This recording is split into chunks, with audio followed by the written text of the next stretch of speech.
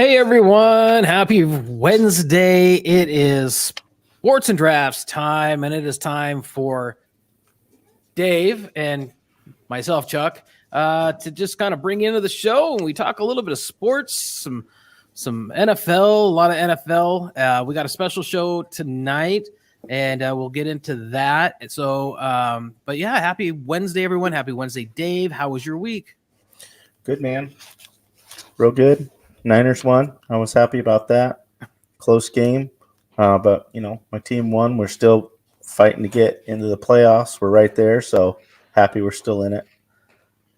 Yeah, it was a good week, but the Cardinals did lose Monday, and pretty sad about that. And we'll get into all that. But a little bit of gosh, you know what we've been talking for like the last half hour, and what I didn't do was get my screen set up to share. I was doing all this work and just anyway. So one of your guys from your team did a little something this week. Oh, yeah, last night I got to see that. I got to see it live, too, because it was on TV. So the Warriors were at the Knicks. Steph Curry needed 2 3-point shots made to become the all-time 3-point shot maker in NBA history to pass Ray Allen. You can see on his jersey there in the picture, that's how many he needed to get to be the new leader, 2,974. Reggie Miller was there calling the game for TNT. He's the third place all-time leader, so Ray Allen had passed him. They both were at the game. Ray came to pay his respects to Steph and be there. Reggie was already working the game, so we had the top 3 all-time 3-point shot makers in NBA history at the game. Was really cool. Quite a few celebrities came out in New York since it was at Madison Square Garden. Awesome place to break the record. The fans were really great, even though it was an away player. They all standing ovation. They stopped the game. Steph went and hugged his dad, and then he hugged his mom, and his teammates, his coaches, and everything. And they kind of pulled him out of the game for a few minutes after he hit it, and then he re-entered the game a little bit later. But yeah, just awesome to see a guy from my team become the all-time leader in something in NBA history, and well-deserved. He is probably the greatest outside shooter of the basketball that I've ever seen. So it was really cool. And we had my stepson's Christmas school program, so I was like standing at the TV watching the very start of the game as they were like getting into the car, and we left about 5 minutes after he broke the record, so I got to see it. And then, of course, nice. I was recording the game, so I came back later that evening, and I watched the whole game. But yeah, very cool, very happy for Steph. That's awesome highlight in his career for sure. And he's just he's not even close to done, so he's gonna put this number potentially like out of sight. Like I don't know if anyone will touch this record by the time he's done.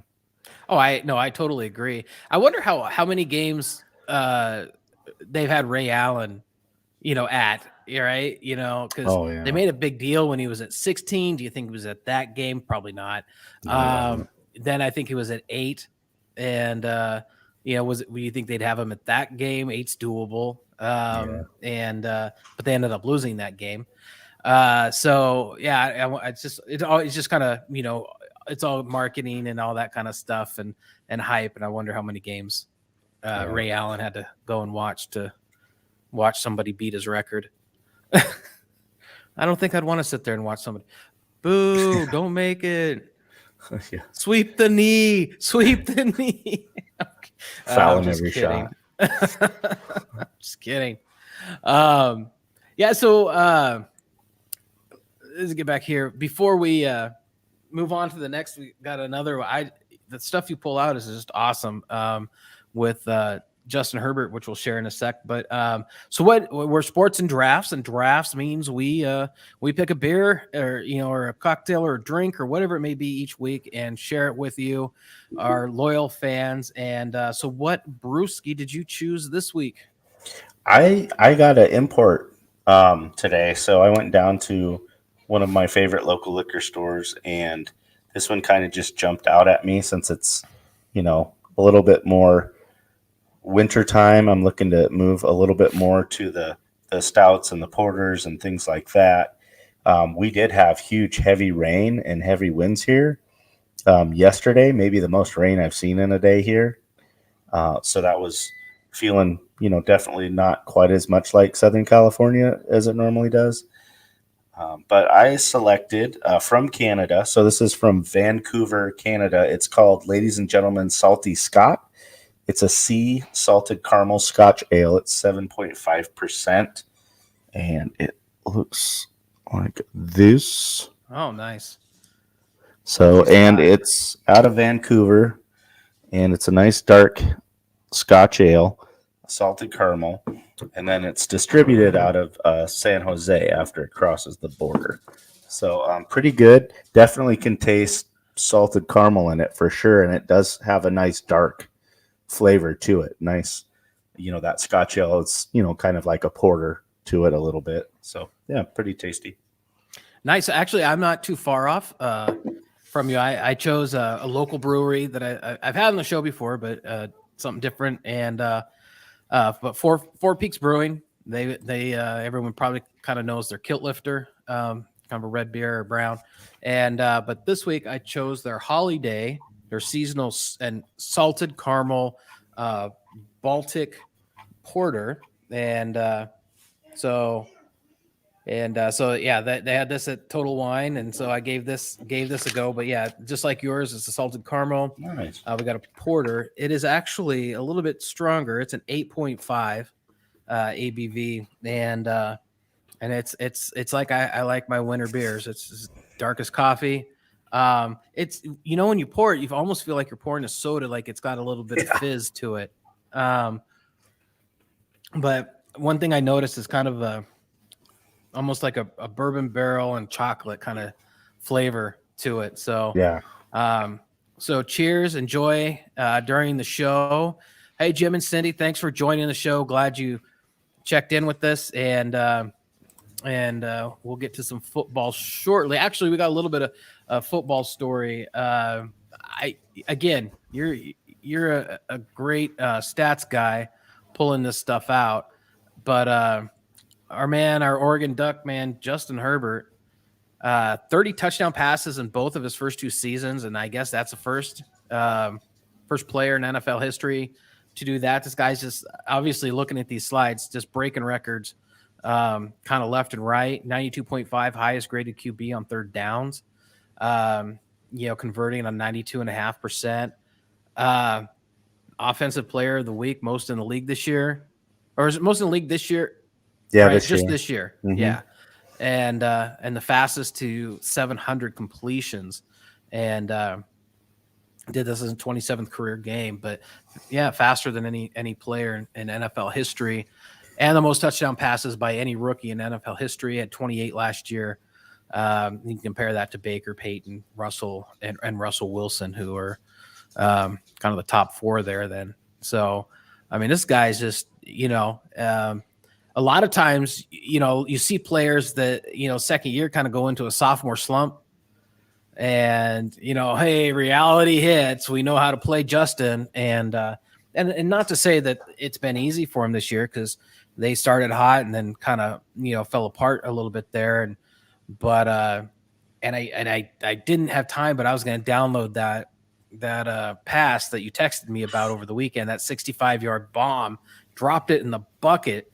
And, he put that out there that no one else was going to catch it, and either that guy was going to run under it or it was going to go over everyone's head. So he didn't leave that to chance for a defender to get on top of it or anything like that. So just, I mean, from the 35 to the goal line, I mean, just an unreal pass. And it wasn't that he threw it 30 yards and the guy ran it. I mean, that ball was in the air for 65 yards. And that was just an amazing, amazing pass. So I think he's one of the, I mean, for me, he's probably the most exciting player to watch, when he's on. So, he's going to have a good career.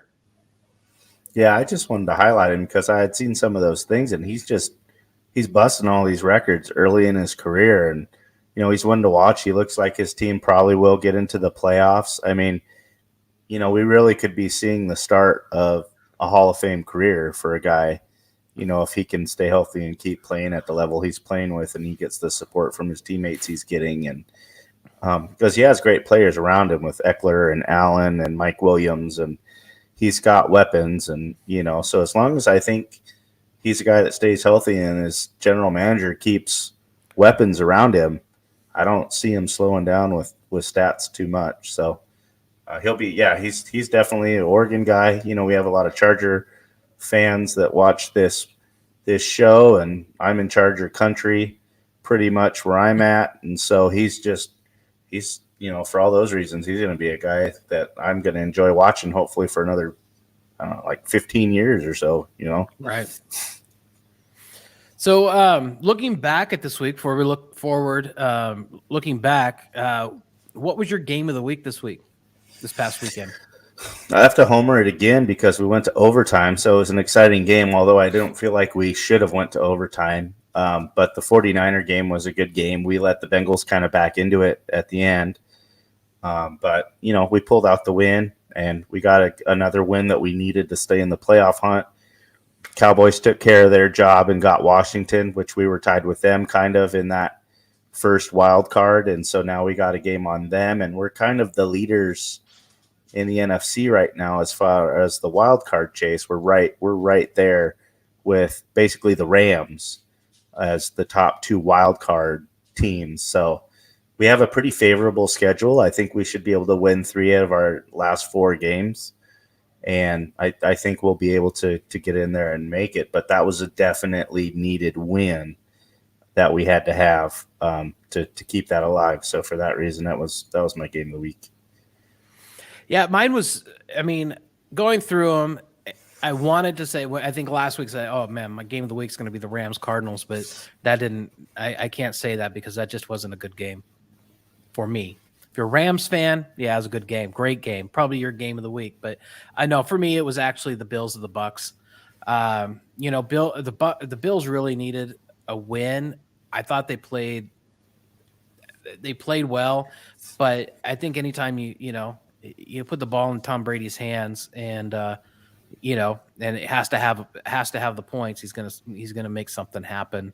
And and they did in overtime. So yeah, for no other reason, I chose the Bills and Bucks, and just Tom Brady doing what he does at the end of the game. My player of the week was actually Justin Herbert, and it wasn't just so much because of the media that you sent me. It was actually because of that pass, and just it was a one play choice this week, to be honest. It's just so talented, and he had a guy that was on his legs. When he threw that ball, there was a guy wrapping himself around him. So if he didn't release it at that very moment, that pass is going to come up short, and and could have been underthrown and possibly picked. But just a strong performance and a strong pass, and so yeah, I chose Justin Herbert as my offensive person of the week. Yeah, I took Dalvin Cook from the Vikings. He had 27 carries for 205 yards and 2 touchdowns. I think that was a career high for him for yards. And he was questionable at the start of the game. So for a guy to come in where they didn't really know if he was going to play on Sunday when it was Thursday, and for him to have a career day and 200 yards rushing, which you don't see very often nowadays in this pass-happy league, for that reason, he was my person of the week on offense. What about defense? This one was really tough. I was in between 2 guys, and I took kind of the lesser known of the 2. So I went with Mykal Walker. He's a linebacker for Atlanta, and he had a 66-yard pick 6 in a game that Atlanta beat the Panthers in a divisional rivalry game, and they won by 8. So they needed that touchdown in that, with that win. And so that was maybe the game-changing play in that game. So I selected him for that pick 6 in that game. Yeah, I took Aaron Donald, really the Rams defense, because they had playmakers out on offense. They had a lot of people out with COVID, on the COVID protocol, and even Jalen Ramsey, their top defender, and in the secondary. And so I just thought that the Rams defense, they just stepped up. Cardinals could not run the ball. Aaron Donald with the 3 sacks, and they just shut down the Cardinals when the Cardinals had an opportunity with a Rams team that was, short-handed, and they couldn't do anything. I mean, they couldn't run the ball. Neither team could run the ball. I thought the Cardinals did a fantastic job on the Rams as well, but the Cardinals needed more offense. Obviously, Kyler Murray throws 2 picks. That basically is the whole new game if he doesn't do that.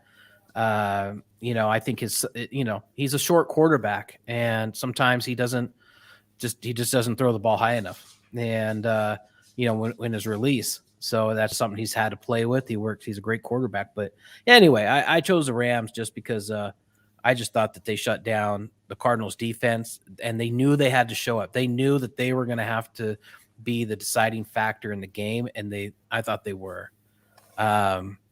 Which leads me to my coaching hot seat coach of the week. I say that right? My hot seat coach of the week. There's no way this guy is getting fired today because they're still tied with the best record in the NFL now. But it's Cliff Kingsbury, and the reason I picked of the Cardinals, and the reason I picked him was because this team hasn't made the playoffs in like 5 years, and it's quite the drought. They have to have their foot to the pedal and literally beat the good teams because they're going to have to play them again. They lost to the Packers, so now the Packers are on top with technically the best record in the NFC and the league.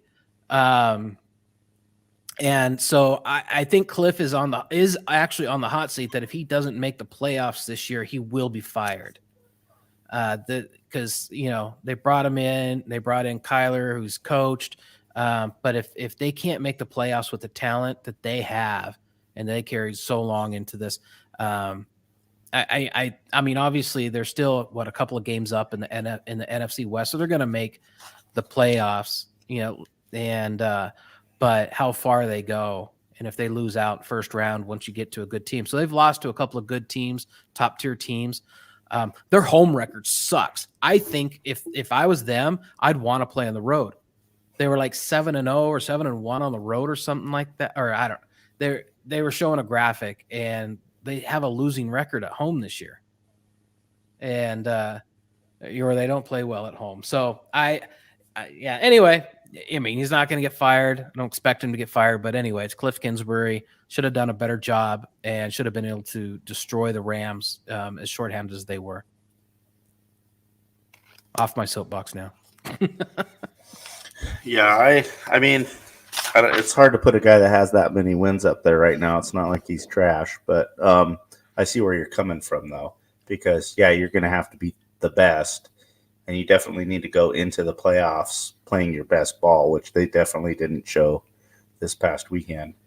I put a guy I've already put on the hot seat before again, and that's just because I don't listen to a whole lot of sports news anymore. I don't watch a lot of ESPN morning shows or anything like that. But everywhere I go, I'm still hearing about this guy and how it seems like he's lost his team and he's throwing people under the bus, and so I just have to put Urban Meyer up there again because I don't know if anyone supported this guy since he walked in day one, and he hasn't helped himself at all throughout the whole season, whether it's not flying back with the team after a loss and having that scandal at his bar with the young lady to now this weekend, his comments after the game.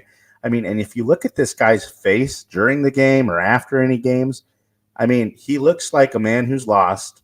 He looks like a man who's about ready to jump off a bridge or just start, open firing on everybody. Like, he looks like the most miserable person on the planet every time you look at this guy. And it's like, that's like we kind of said when he had his ordeal, with the bar and stuff. this is just not the man I want leading a bunch of young men in a professional franchise situation. I mean, just the way he's handling things, the way he comes off and makes comments after games. Plus, in college, he was supposed to be like a quarterback offensive guru, right, or whatever. Mm-hmm. I haven't seen Trevor Lawrence get better one game this season. He threw 5 interceptions, and it's week 14. 0 touchdowns, 4 interceptions. Number 1 pick in the draft. And you have a guy like Mac Jones, who was not the number 1 pick in the draft, and he's tearing it up. And I don't even know if he probably has the same weapons as far as talent-wise as Trevor Lawrence does, really. I mean, none of the Patriot receivers are going to the Pro Bowl or All-Stars or anything. Right. He's not working with, elite wide receivers or running backs or anything. So I don't know, whatever contract they give him, I just think you got to buy him out at the end of the year, whatever it's going to cost you to break ties with this guy. I mean, I don't see any of the fans liking him anymore. I don't think most of the team really respects this guy anymore. Most of the sportscasters that I see that don't respect him anymore, I don't know if other coaches in the league respect him anymore. I mean, there's a ton of sportscasters like, if this guy doesn't have a head coaching job in the NFL, and this guy and this guy and this guy, how the hell can Urban Meyer keep coaching in the NFL? And I just think he's short-lived. And then what's going to hurt him, that has happened to other guys that had great success in college, and then they go to the pros and they don't have success, is they end up going backwards in college too, because they lose that respect. And then guess what? All these 5-star blue chip prospects are like, oh, well, turns out this guy might not be a good coach. Maybe he just had all the best players in the country on his team in college. Exactly. I mean, let's be honest, okay? I'm no college football coach. I've coached at the lowest levels anyone could coach at. I can go into Alabama and have a winning fucking season being a head coach. Right. If I have good offensive coordinators and I have good coaches around me and I have to be the rah-rah guy and I just have to be the captain of the squad and have the morale built and all that stuff, and I have other X and O guys around me with the kind of talent that an Alabama gets or Ohio State gets or something like that, I'm having a winning fucking season tomorrow if I walk in there. Most people would. Like, those kids are just that much better. You have all the best players on your team. Half your team is drafted every year. Most other colleges are lucky if they get 2-3 guys. Like bigger colleges, half your team's drafted every year. So I think he's just kind of been exposed, really. Like, he was a good coach. He earned his way up. And then once he got to the top, all these kids helped keep him at the top in college. And now he's got to coach grown men who, curfew, fuck you. I'm 30 and I have 3 kids. Like, go fuck yourself. I'm not listening to you. I'm a grown man. Like, that college stuff where you have your thumb on me doesn't work here, and he's not winning, and he's found out that, this might not be the place for him. He's not set up to win this way. So he's on my hot seat again, because I think they'll let him finish the season, but I can't possibly imagine you let him come back next year after this year. I just couldn't. It'd be such bad business. It'd be horrible. Oh, yeah. I think, for your franchise. No one's going to buy into him. Players don't want to come play for him. He's basically drowning the first pick in the draft this season. His best player he benched. He only gave him like 4 touches, James Robinson. Got like 4 touches the whole game. Like, you're not proving anything. Like, you're just hurting everyone in that franchise. That's, he's got to go.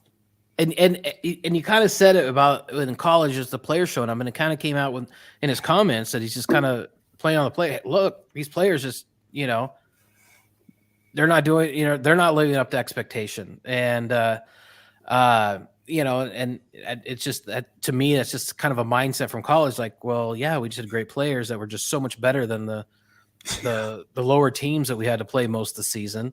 I mean, and that's half of it, that's half of it in college. I don't care if you're Alabama, and every team, I think, plays, unless you're in the Pac-12, is playing chump teams. 8 out of 10 games are chump, games.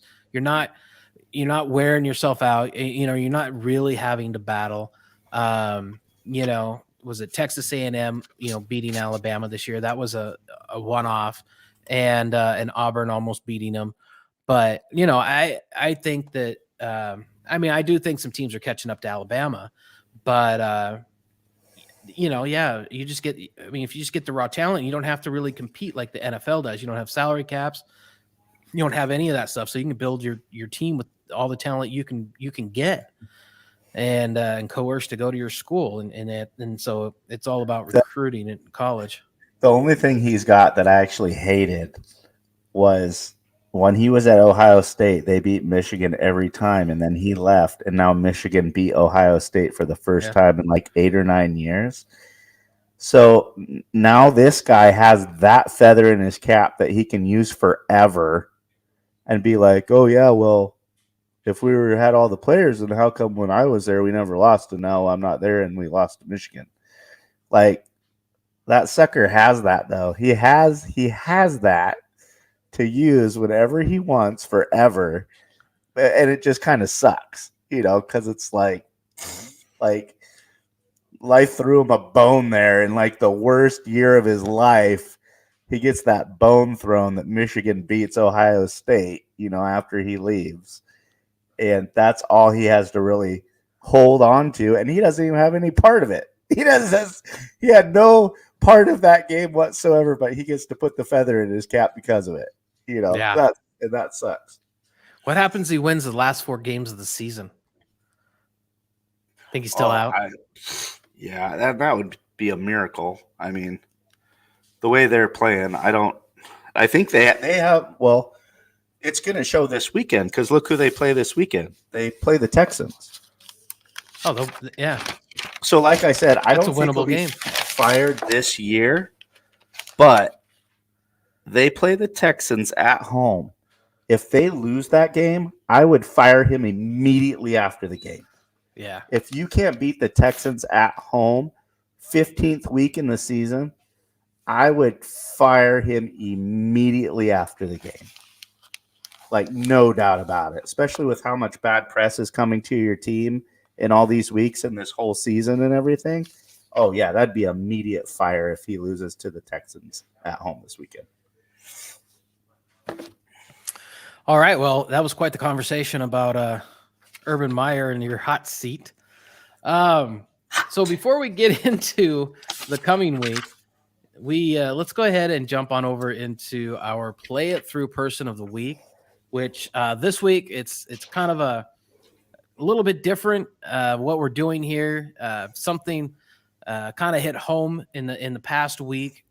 Basically, and it fits into the sports theme because this guy has ridden more miles than I could on a bicycle than I could ever dream of. When I was a teenager, growing up in Walla Walla, Washington, myself and my friends would ride around town every now and then with this guy. We'd see him everywhere. I mean, we were on our BMX bikes. We didn't own cars.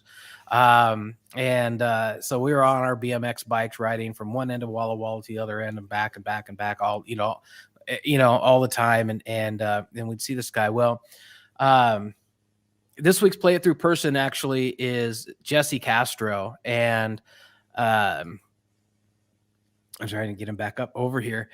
He passed away last Thursday, and after a surgery, got an infection, couldn't beat the infection. He's been struggling with some stuff, but Jesse has just been absolutely a staple in the town of Walla Walla, Washington.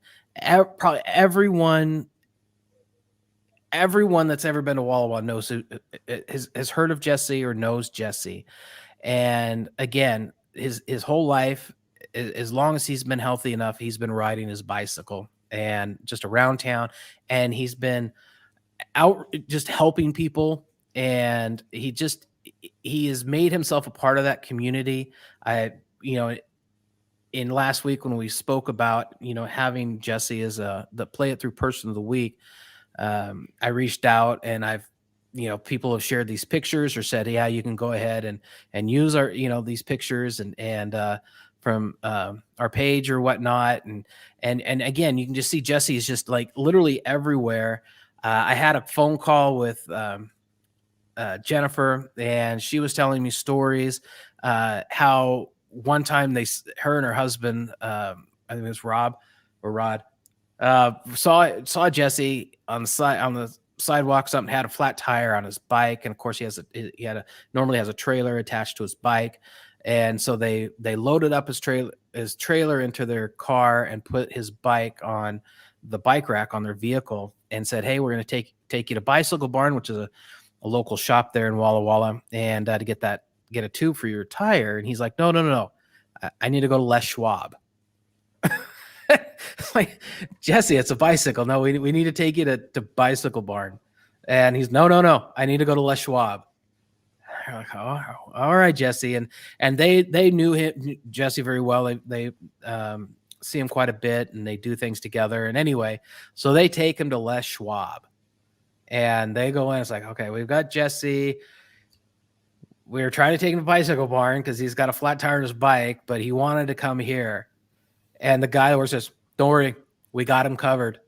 They stocked tubes for his bike and his bike only.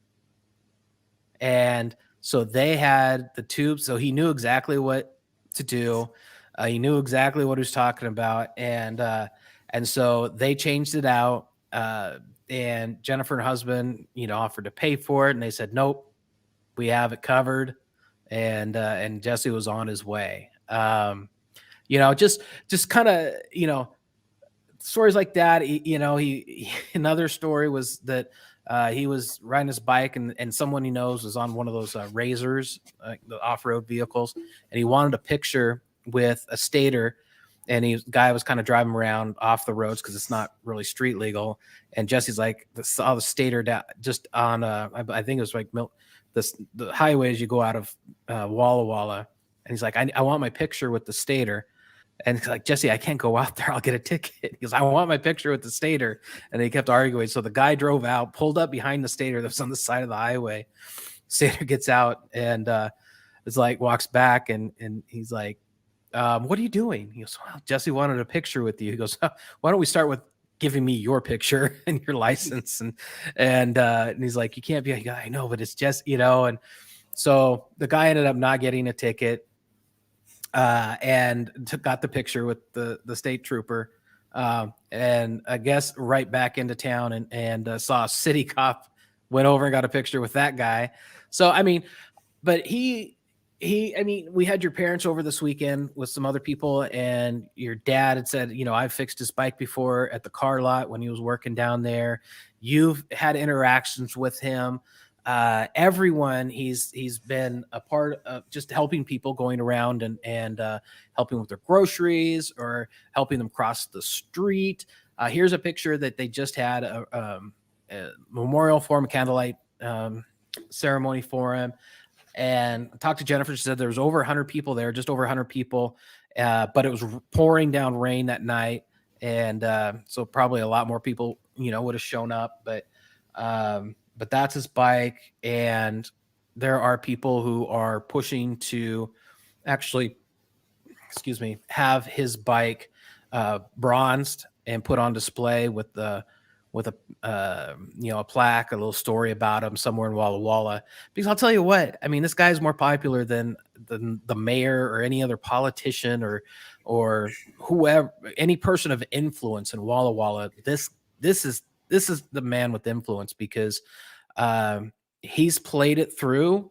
Even though he's not with us anymore, he's left people. There's a picture of him in the razor, and but he's played it through, because I think people are playing it through because of him.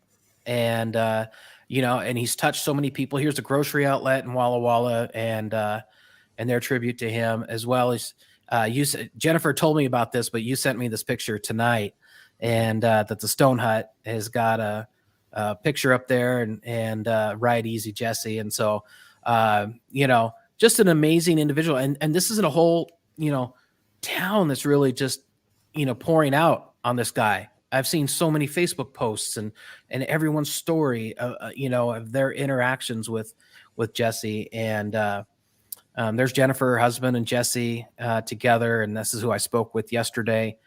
Jennifer again, but yeah, I mean, it's just that smile. I mean, if you flip through all of these pictures, right, all you see is a big smile every time you see him, big smile, and that was him. I mean, that right there as a kid, because we just scream, "Hey, Jesse!" and he, and waving, and when my dad passed away, Dylan and I went up to Walla Walla, and we had I'd seen Jesse, I think it was on Poplar, and seen him riding down the street there, and so I rolled down the window and just yelled, "Hey, Jesse!" really loud, and waved. He waved and smiled, just like that, just like that, and Dylan's like, "What are you doing?" you know, you don't just roll the window. He didn't understand, so I kind of explained. But yeah, just that infectious smile, and he lived with his sister for over 25 years. She took care of him, and I think it was a couple years back that he had his bike stolen. The community came together, bought him a new bike, and so he's taking care of the community, and the community's taking care of him. And I just think that, Walla Walla, Washington has just kind of lost their city ambassador. And I just hope that I hope that as a community and the community leaders come together and just and put something together, because I think he's an important part, and his story should continue to move forward. Even though he's not with us. Hey, boys, definitely nice to see the town's appreciation of Smiley. Yeah. And I can't imagine what it's like to be around there right now. And his funeral is coming up. They're going to have it at Wava because the first place wasn't going to be big enough. And so there is a GoFundMe. I wish I ran out of time to get the link, but they did have a GoFundMe for his funeral costs, which it was shared with me that those were covered, and through the GoFundMe. And I don't know if they're going to change it up and maybe to help pay for bronzing the bike and all that kind of stuff. So, but if you want to look, Jesse Castro, you can go to GoFundMe and see if you can look him up and donate money. I definitely am going to.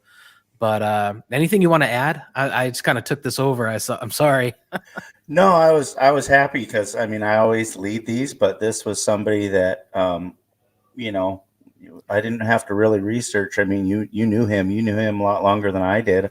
I knew of him, and I knew him also, but from a little bit different perspective, because you grew up in Walla Walla.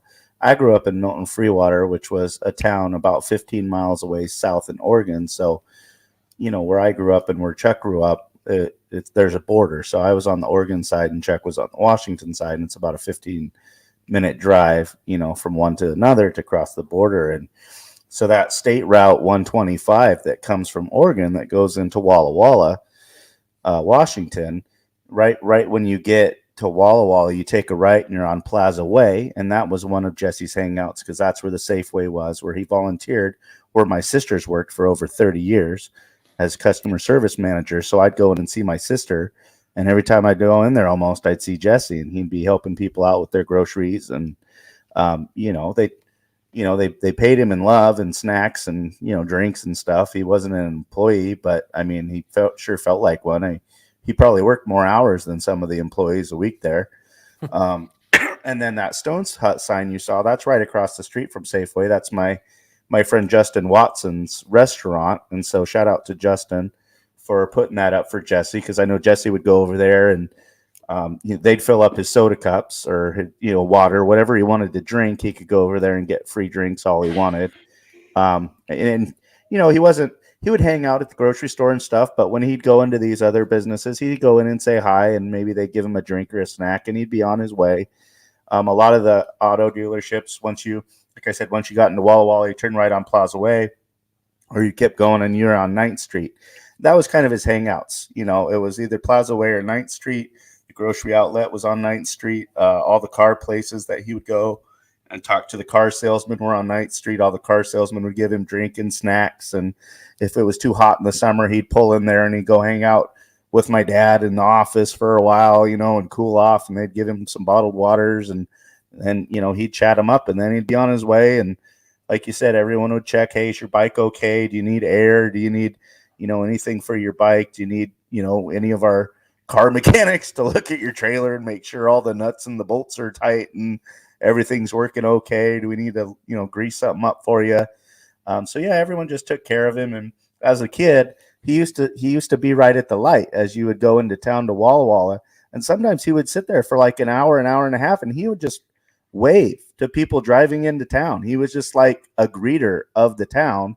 And so I remember being a kid and driving from Oregon, going up into Walla Walla, and he'd just be sitting there on his bike at the light, and he'd just be waving at everybody that came through the lights, and like you said, you roll your window down, hey, Jesse, yell out his name, and he'd smile and give you the thumbs up. And and we'd do whatever we did in Walla Walla, and we'd come back, and odds are if we were in Walla Walla for an hour and we'd go back home, he'd still be on the corner waving at people. Like he was just, he kind of was who you saw when you entered Walla Walla. He was the town greeter, and, we all took care of him. We all loved him, and you asked him how he was doing when you'd see him at the grocery store, and, all those kind of things. And I mean, he was probably the most famous person in Walla Walla. While you were talking, I was trying to think, and, there's been more famous people come out of Walla Walla, but right. I don't know if there is anybody that lived in Walla Walla that was known more than Jesse. I mean, people know in Walla Walla that Adam West was from there and Drew Bledsoe was from there. And, people with fame had come out of Walla Walla. But as far as people that live in Walla Walla, I think he was the most recognizable resident of Walla Walla. You're 100%. To be honest. I mean, where they had his candlelight vigil, that's where you had your high school band that you were in played. I mean, yeah. Like, we know if you're from Walla Walla, all his spots. Like, I know where Jesse would go, where he would be. I mean, he had areas where he frequented more than others. And odds are, if you're in one of those places, you probably run into Jesse during the day.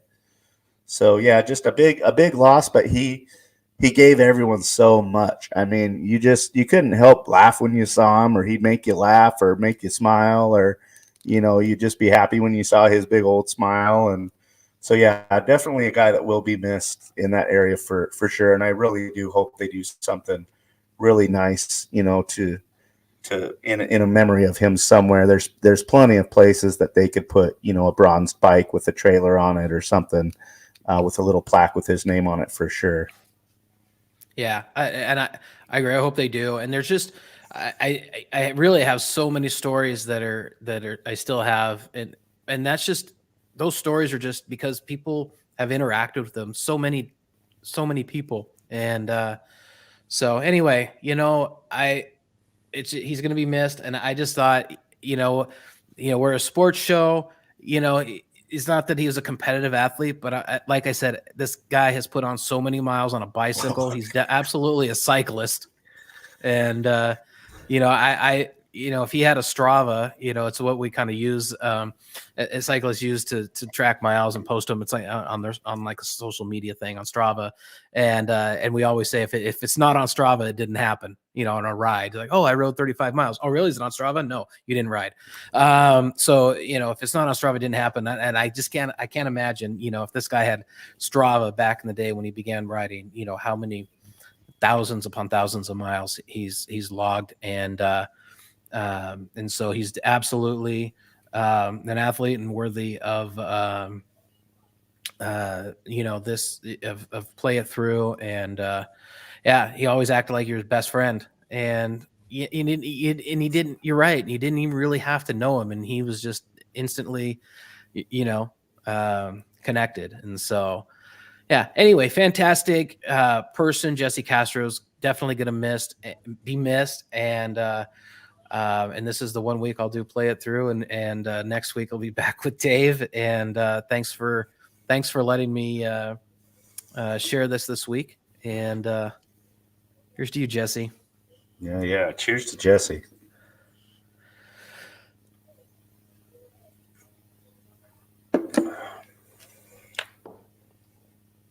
All right. So now we'll just lost. We'll transition over a little bit. Try to get back into a little bit of football. So looking at our picks, we basically we stayed even. I still have an 11 game lead on you. The good thing is that going to this week, there aren't any more buys, so you could pick up a couple more games a week, but there's only I think 4 weeks of football regular. Oh well, I guess we have playoffs. But yeah, so this isn't fantasy, I guess. The weeks will go on. So, but yeah, so I've I'm still above 150 or above 50%, 50-50. So that's good for me. I would be okay if I was 97 and 96. So, that's a win for me. And because there's really not a lot of thought into picking the games. That's what you need to do, Dave. Just stop thinking about it. And I think so. And I just want to come out 500 at this point. I don't think I can catch you anymore. I just want to not have a losing record. So let's get into picking our games for this week. And so, like I said, actually, it's week 15, isn't it? Look at me not even keeping things updated like that. There we go. Now we'll look more professional. Woo-hoo! Oops. Let me try it again. And show. There we go. Week 15 picks are in front of us. And so tomorrow night, probably going to be my game of the week. I'm projecting. So Chiefs going to SoFi, coming to your neck of the woods. And the Chiefs are on the road and favored by 3 in LA. And I'll jump off. And I picked I have already picked that I'm taking the Chargers. Yeah, I want to take the Chargers too. I didn't know if you're going to go there, but I just, I think they can pull it off at home. Chiefs are playing better than they did at the start of the year, but I think if there's a team that can kind of score with them, it would be the Chargers if the Chargers have it going. Eckler's a little banged up, so I'm a little worried about him. But I think we're okay. And then there's so many people coming up with COVID restrictions. There's been like 75 players in like 2 days. Yeah. All over the NFL. So I don't know, they might have to alter some things that they're doing.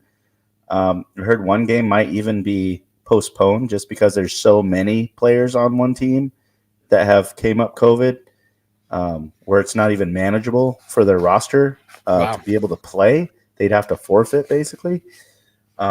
So we'll have to see how that goes. But yeah, I'm going to take the Chargers too because I do think they can pull this off. Yeah, good. Yeah, I hope so. You mentioned that the COVID thing, and it was interesting. It was like Monday night. I get a notification from Yahoo Sports that Odell Beckham has gone from healthy to questionable or COVID on the COVID. I'm like, wait. So after the game, he's put on the COVID on list. Mondays. They test on Mondays usually after the game. Oh, right after the game. Yeah. Like an hour he had it during the game. He had it during the game. That's what I'm thinking. It's like, so it was like an hour after the game, I get this alert, this Yahoo Sports alert or fantasy alert. Odell Beckham, healthy to COVID. I'm like, what? He just played tonight. How do you know this already? And then I heard that Tuesday, I think that the entire Rams training facility was shut down. And so yeah, I mean so I guess we'll see. There has been quite the spike within these athletes. So California went back to the mandate today where you have to wear a mask in all stores and everything. Although I went out today on my lunch break and no one was doing it, but it's supposed to be mandated again that anywhere indoors you're supposed to have to wear it. But I went to the post office and people weren't, half were, half weren't. But apparently that went into effect today until January 15th. So a month. Oh, wow. It's supposed to be mandated for a month, but no one was doing it that I saw today. Yeah, I had to dust off my mask today just because I had got an eye exam and they require medical facilities, the only place around here that you have to wear a mask. So, it just sits in the glove box. So, all right. So, hey, Raiders are going to visit Cleveland. Raiders are just falling absolutely apart. And as much as I'm not a huge believer in what the Browns really have, I'm still taking the Browns at home by 3. Yeah, I'm taking Because the the Browns Raiders too. are bad.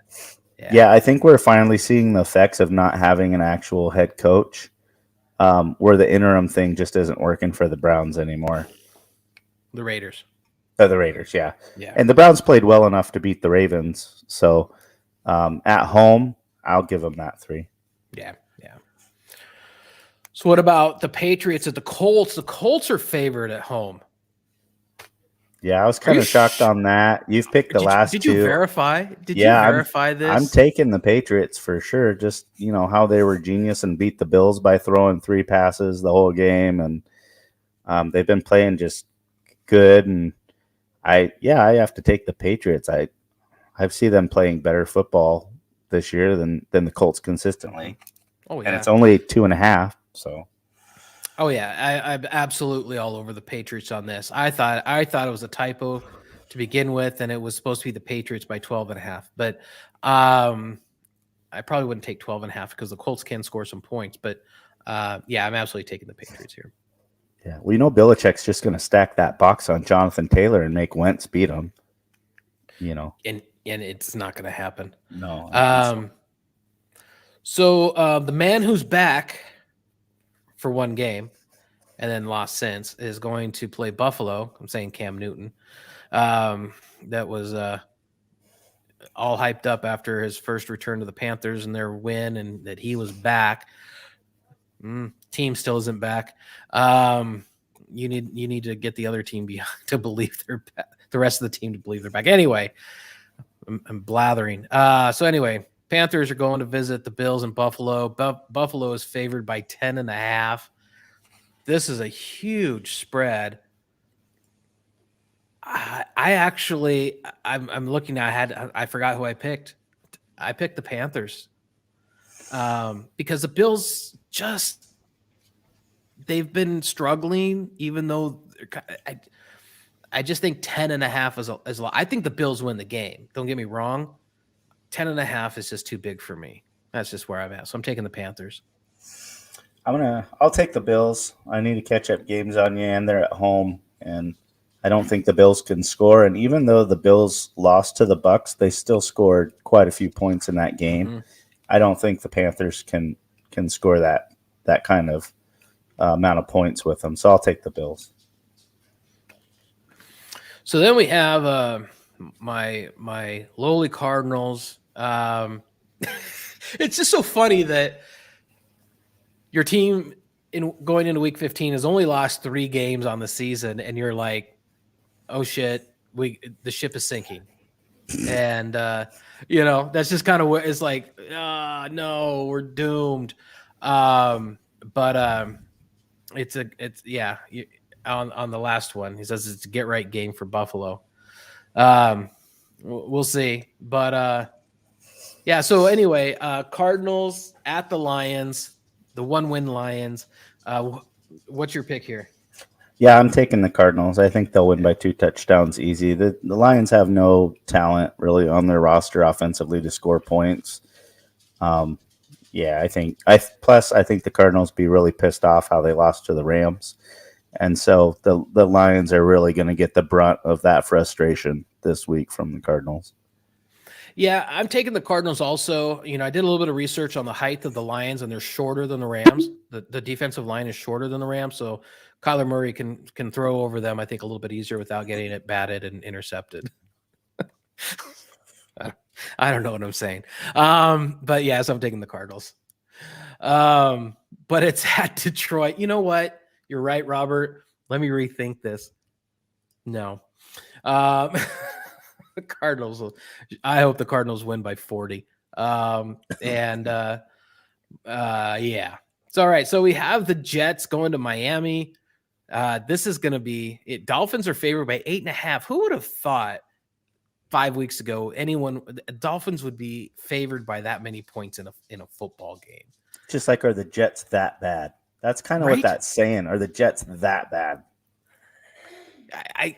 That's it has to be because the Dolphins aren't that good. Yeah. So, I took the Dolphins here though. Yeah, I'm still going to take the Dolphins because I do think the Jets are that bad. Their best receivers out.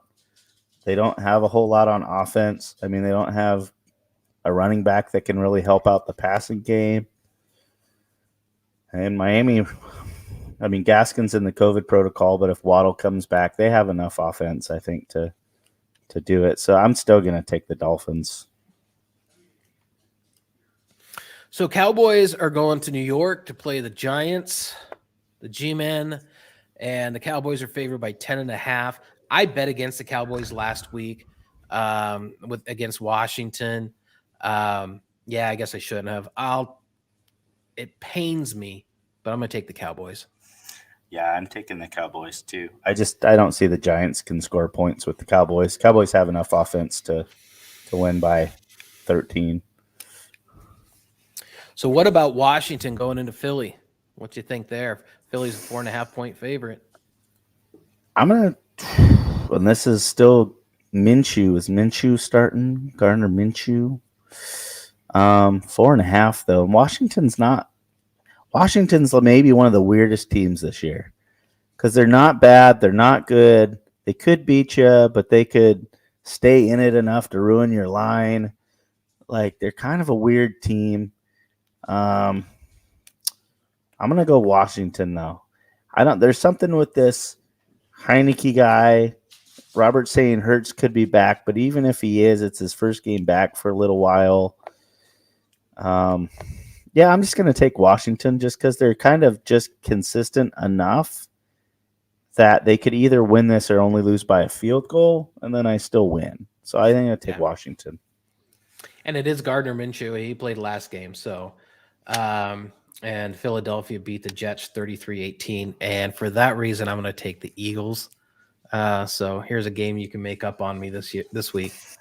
And so Titans, I'm surprised. I was surprised the Titans are actually favored here because I think the Titans have been sliding a little bit and the Steelers have been getting a little bit better, at least pulling it out, and they had a big win.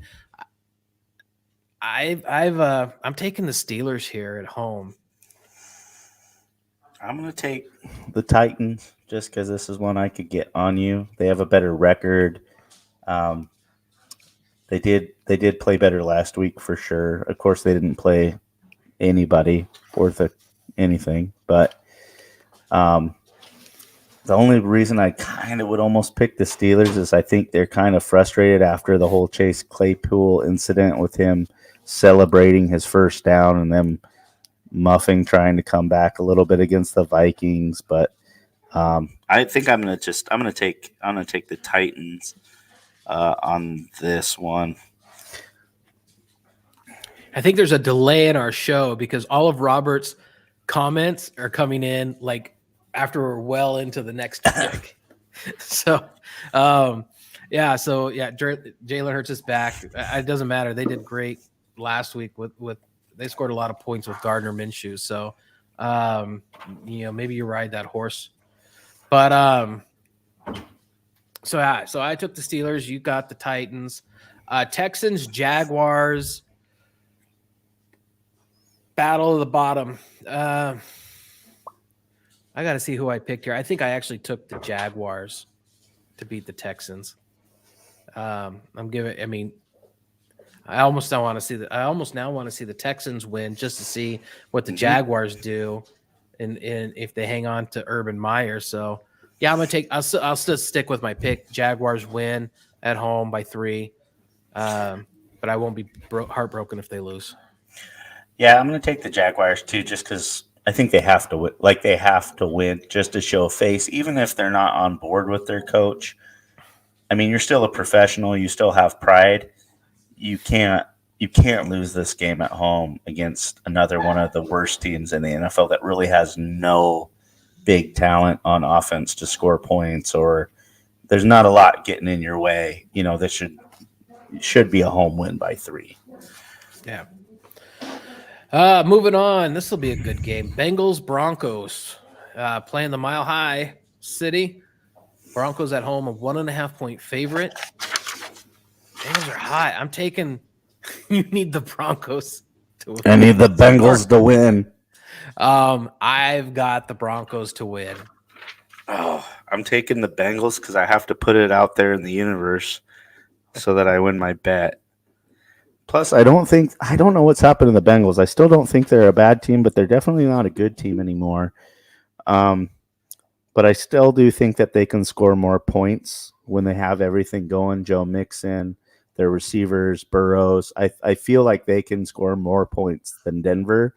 If both teams are at their best on offense, I take the Bengals to score more points at their best. Okay. Falcons going to play the 49ers. Niners favored by 9.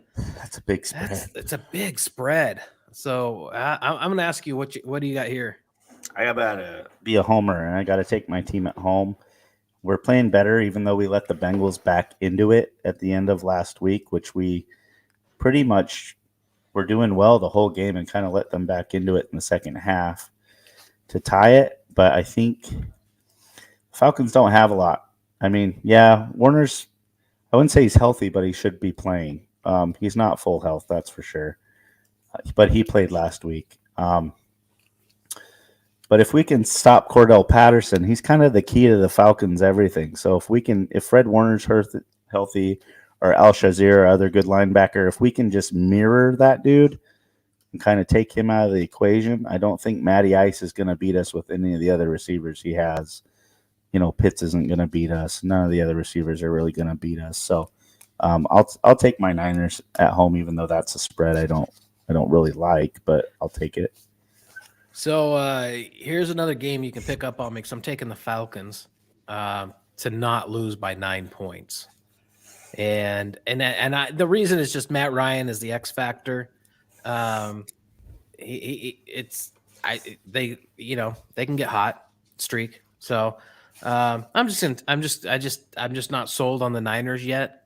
They're winning, but yeah. So, and I just want to keep some cushion with the Cardinals on top in the NFC West. So, but I have nothing against the Niners. So the Rams are at home against the Seahawks. How does that work? Wait, how does that work? Because, the Chargers play tomorrow night. Never mind. Like, how do two teams play in the same stadium on the same day? They don't. It's going to be some quick field maintenance, I'll tell you that much. Right. Yeah. So Seahawks at the Rams. I actually, I may talk myself out of this. So let hear me through. I have an X by the Rams to win by 4.5. They just beat the Cardinals, the best team in the NFL, was the best team in the NFL. But they lose to bad teams. The Rams do. And so they play better against good teams than they do bad teams. The Seahawks, no, I'm taking the Rams. God damn it. I want the Seahawks to win this game and outright, but it's not worth giving you a point just to say the Seahawks. Yeah, I have to take the Rams too, just because I feel like the Seahawks offensive line, if the Rams defensive line is healthy, Russell Wilson's going to be running for his life all night long, basically. Even though he has good receivers, and Lockett, Metcalf hasn't really showed up a whole ton lately. But I feel like Russell Wilson's going to be running for his life in this game. Yeah, but this is the Hawks, and the Rams will get up for this one. Yeah, and it's within the division, and they need to stay in touch with the Cardinals as much as they can. So the Packers are going to Baltimore to play the Ravens. Packers are 4.5-point favorites. Without even a second thought, I'm taking the Packers because I don't know who the Ravens are at this point. Yeah, and Lamar Jackson came out of the game, which was nice for me since he was my fantasy quarterback. When he came out in the second quarter, I was thrilled to see that. I don't know how I still pulled off the win with no quarterback basically this week, but I did. But yeah, I have to take the Packers. They're one of the best teams in the NFL, and the Ravens haven't shown that they're even one of the best teams in the AFC, really.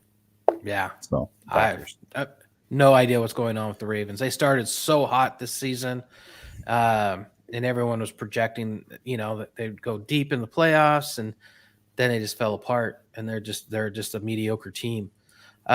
Saints at Bucks by 11. They've already played each other this year, and the Saints just beat the Bucks. I don't want to say destroyed. That was the first game of the season.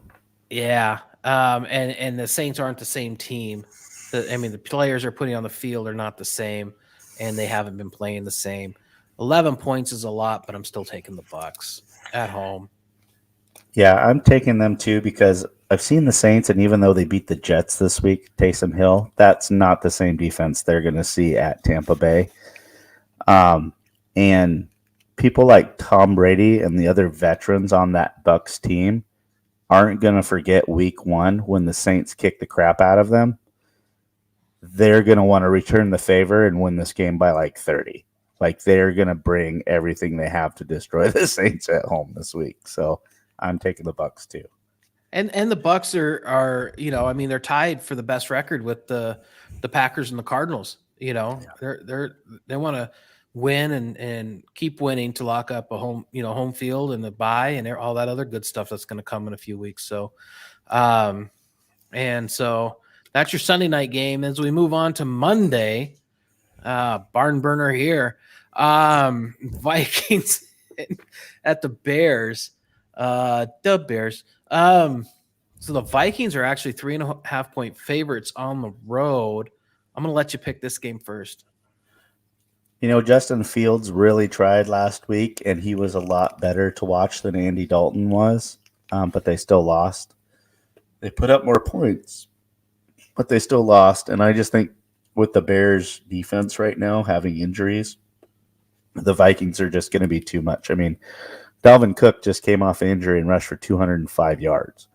And they have, Justin Jefferson. They still got, some weapons there, even if Thielen's out for Cousins to throw to. So, yeah, the Bears just aren't good, unfortunately, this year. And the Vikings aren't that good either, but I think they're enough to beat the Bears by 3.5. So I'll take the Vikings. And so here's another point for you. I'm actually going to take the Bears because I thought the Bears played pretty well early on against the Packers last week. And they did. Good first half. Really good first half. And so that is should give them a little bit of momentum. They put something like that together. The Vikings are not as good as the Packers. So I'm actually going to take the Bears at home. So maybe they lose by a field goal and I still win. So, so I'm gonna take the Bears and I'll be the homer for you in that game. So that's your Monday night game, and that is also the last pick of the night. That'll be a good battle, but yeah, too much offense on Minnesota. And just to back it up a little bit, I just want to get Robert, on record that Brady's going to throw 10 touchdowns. Against the Saints, I'd love to. Hey, he's my fantasy quarterback, and I'm playing Dave this week. So I would love this. I would love to see it. Trying to picture a mustache on Chuck. I guess I'll have to have a mustache. It won't be real because I can't grow. I shaved mine. I shaved mine today. I'm gonna go. I'll get a Dick Butkus mustache or something, right? And I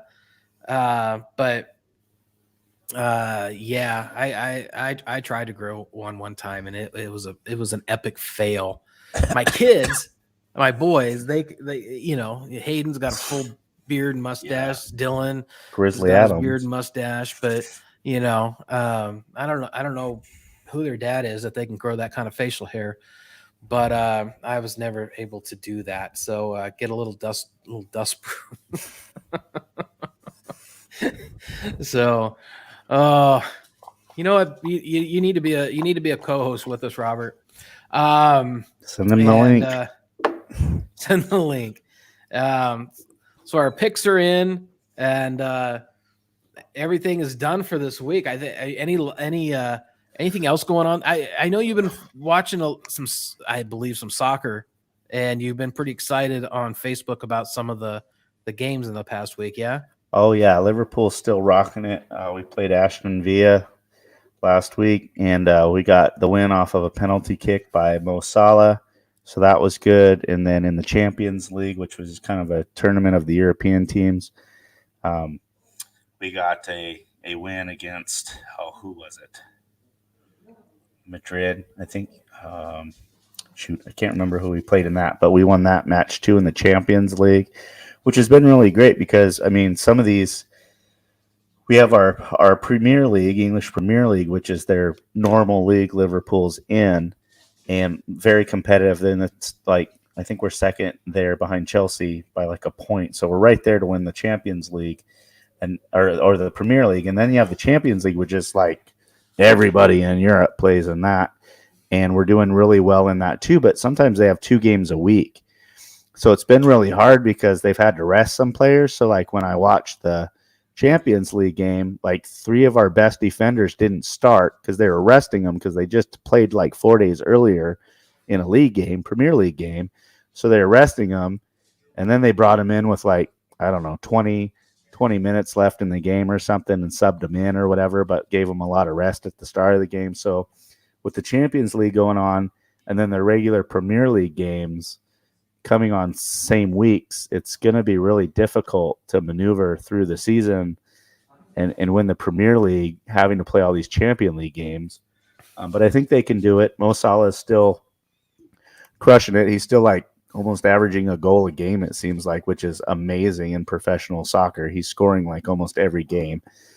And then we had the MLS Championship happened where the Portland Timbers were hosting, and they played against the New York Football Club, and New York won in penalty kicks. It was only the 5th time ever in MLS history that the championship came down to penalty kicks. It was tied 1-1 after regular time. They played 30 minutes of overtime. Nobody scored. And then they ended up, New York won on penalty kicks. The Portland team missed their first 2 penalty kicks, and that put them in a hole. The goalie blocked the first 2 and really gave New York a lot of momentum. And then they made like 3 in a row, and Portland couldn't catch up on penalty kicks. But what was kind of amazing was, so if you're not familiar with soccer, you play 90 minutes in regulation, and then there's stoppage time because there are no timeouts. There's no anything. So if a guy gets hurt and it takes some time or whatever, they add time on to the end of regulation. So it's usually like 3 minutes, 4 minutes, something like that. So they added 4 minutes, I believe, onto the time. So instead of 90 minutes, they played 94 minutes. It was 1-0 New York with 5 seconds left in extra time. Oh, geez. So it was basically the whistle was going to blow any second, and you can see the time ticking. So it was like, 93 minutes and 55 seconds left. And, it's not a perfect science. It's whenever the referee is looking on his watch and he calls it, but it's pretty close to the amount of time you see on the clock. It's usually give or take 5 to 10 seconds or something. And so, yeah, it was like 93 minutes and 55 seconds, and Portland scores to send it into extra time. So, I mean, they gave themselves a chance, but it was in Portland, the game. So the place just went insane. I mean, the place was packed. Mainly, it was basically a home game for the Timbers in the championship game. And they scored at the very end of that extra time, and the place just went nuts. And there was kind of a black eye on the fans, though, also, because when the New York team scored their goal, they ran over near the sideline, and a fan threw like a bottle of water or something, and it hit one of the New York players right in the face. And he went down and had to be attended to a little bit, and he ended up being fine and ended up continue playing. But wasn't a good look for Portland fans because there was bottles thrown onto the field, and it was like maybe halfway through the game. I mean, wasn't like the end of the game or anything. It was like kind of near the start of the game when they scored. So yeah, not a good look for those Portland fans. But but the place was electric. I mean, when they scored that goal to tie it, to send it into extra time, I mean, that place was going crazy. So, and I was texting with a lot of Portland Timber fans that I know that live in Portland and go to the games, and they were watching, and so real heartbreaking. And then one of the players for the Timbers, the guy Vaselli, he's like a famous Portland Timbers player. It was his last game, so he was retiring after the championship. He was the second guy to take his penalty kick, and he got stopped. So when they kind of needed him the most, like this Portland legend on his last, and I just felt so bad because I'm thinking, no matter what good this guy has done, his last kick, he got stuffed in the championship game. And that's what he'll think of probably the rest of his life is, I went out in the championship game at home, penalty kick, and I got stuffed to go, to put my team, kind of down because we'd already missed the one before by their amazing goal scorer Mora. So they brought their ace out, basically Mora first, to try to jump out and get one. He got blocked, both of them, bottom right. So they were both right of the goalie low, and he guessed right. Both 2 in a row were there, and he guessed right both times, and he blocked Mora and this Vasily guy, and then they were down, and they scored 2 in a row, so they were already down 2-0. And they couldn't catch up. So it really sucks. And I hate it when it comes down to penalty kicks. I really do. I wish they would play until a goal scored, until these guys basically drop of exhaustion. I would rather see that than watch a team win it, on penalty kicks. Really, I'd rather see them use all their subs, use every guy on the bench. I mean, just play until someone makes a goal, not penalty kicks. Yeah, I don't know about that. Maybe if you start like, every 5 minutes you take a player off the field or something. Yeah, I don't know, something. And then basically you're getting down to a penalty kick at the end. Yeah. I don't know about that. Soccer is a long game, and there's not a lot of points scored in soccer, but I do enjoy it once in a while. I know this show's going long, but I heard something. And kind of the reason I was glad you brought up the soccer thing was, and I mentioned it, was I read something that there was some controversy. I don't know, in Premier League or about some draw or something, and I think the league is blaming it on some technical, IT technical issue. I guess teams are mad about how something was drawn. And I guess there was a glitch in some technology. I don't know. Maybe I have to look. Well, they have a review machine that they use for goals and such, for goals, offsides. Certain things they can go to a review monitor to see, if the goal was actually good, or if there was a handball, or if there was an offsides. So maybe that was down and they couldn't. I thought I heard the word draw in there somewhere. So I thought maybe that they used some. Because it was the whole premise behind what I just kind of briefly saw was maybe in the headline that players or teams think that the league was cheating, basically setting up the way they wanted and just blaming it on a software glitch. And so I don't know, but maybe I'll have to look it up now and share the story with you or something. But I think I just saw a headline and maybe the first couple sentences of the caption and just didn't read it. So, all right. Well, with that, folks, my beer is empty. And with that brings us to the end of this week's show. And Dave's got a little bit drinking to catch up. And there we go. And so, fans, everyone that's viewing, thanks for watching. And just one last time, Jesse, cheers, man. And cheers, man. Rest in peace, Jesse. Absolutely. So, hey, we'll see y'all back here 8 p.m. on the West Coast next Wednesday for Sports and Drafts. Until then, have a fantastic week and watch some football.